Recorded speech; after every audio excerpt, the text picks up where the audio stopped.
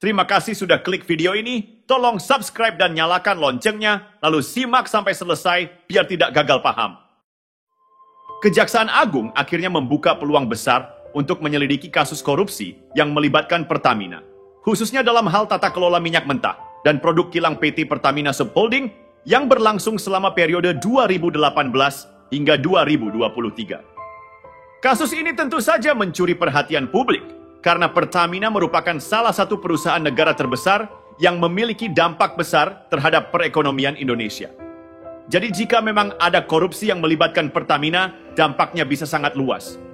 Namun yang lebih mengejutkan adalah keterlibatan seorang tokoh besar seperti Menteri BUMN, Erick Thohir, yang bahkan bisa menjadi tersangka atau setidaknya dipanggil untuk diperiksa terkait kasus ini. Jaksa Agung Sanityar Burhanuddin menegaskan bahwa Kejagung akan bekerja dengan profesional dan tidak akan memilih-milih siapapun yang terlibat dalam kasus ini. Ia bahkan mengungkapkan bahwa meskipun ia dan Erick Thohir sama-sama bagian dari Kabinet Merah Putih yang dipimpin oleh Presiden Joko Widodo, Kejagung tetap akan memanggil siapapun yang diperlukan dalam proses penyidikan. Kami tidak akan takut, siapapun pasti kami panggil, ujar Burhanuddin dengan tegas. Kalimat Burhanuddin yang menegaskan bahwa tidak ada yang akan dikecualikan dari pemeriksaan membuat publik berpikir bahwa Kejagung benar-benar berniat untuk menuntaskan kasus ini tanpa pandang bulu. Satu hal yang patut diingat adalah, meskipun Burhanuddin mengatakan mereka akan bertindak profesional dan transparan, kita juga harus paham bahwa kasus ini jauh lebih besar dari sekadar sekumpulan oknum yang terlibat dalam praktik korupsi. Ini adalah soal pengelolaan salah satu aset terbesar negara, yaitu Pertamina, dan bagaimana pengaruhnya terhadap perekonomian serta politik di Indonesia. Penyelidikan Kejagung terhadap Pertamina sendiri bukanlah hal yang baru.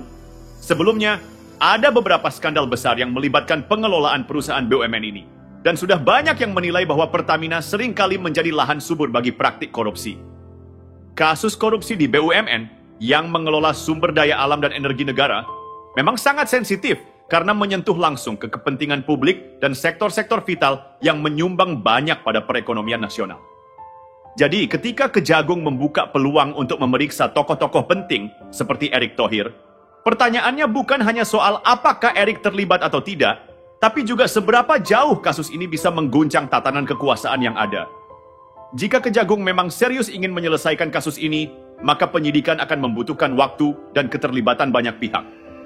Pengelolaan Pertamina yang rumit dan penuh kepentingan tentu akan melibatkan banyak nama besar dan tokoh-tokoh kunci, tidak hanya Erick Thohir.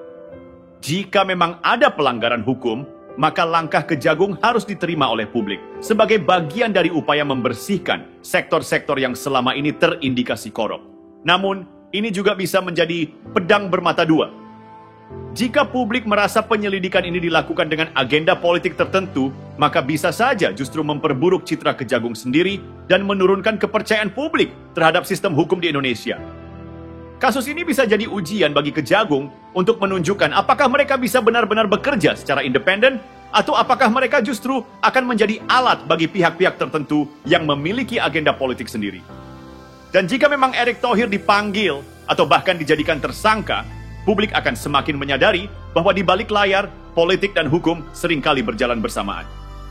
Apapun hasil akhirnya, kasus ini pasti akan mengundang kontroversi dan sorotan yang tak terhindarkan, baik dari kalangan politikus, pengusaha, maupun masyarakat umum.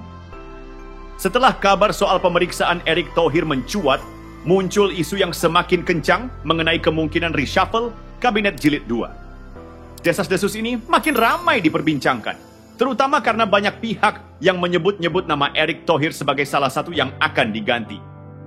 Kabarnya, posisi Erick sebagai Menteri BUMN bisa jadi akan digantikan oleh orang lain. Dan rumor ini tentu saja membuat banyak orang penasaran siapa yang bakal mengisi kursi strategis tersebut jika benar-benar ada reshuffle.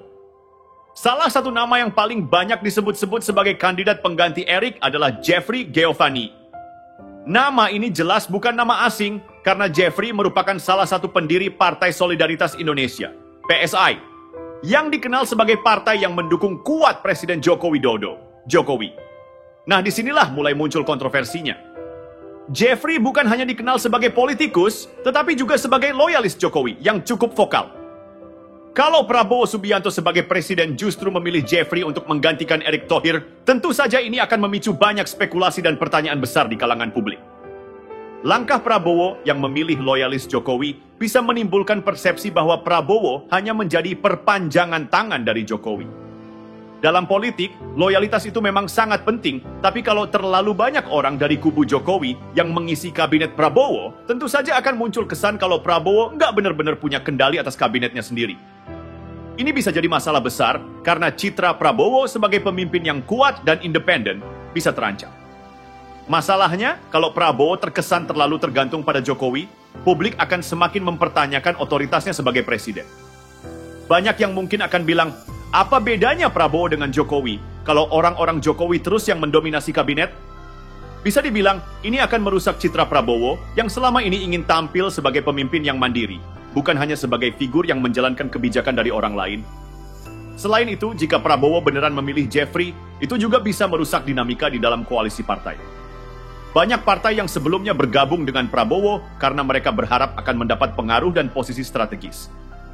Tetapi kalau Prabowo mulai mengisi kabinet dengan orang-orang yang lebih dekat dengan Jokowi, partai-partai tersebut bisa merasa diabaikan.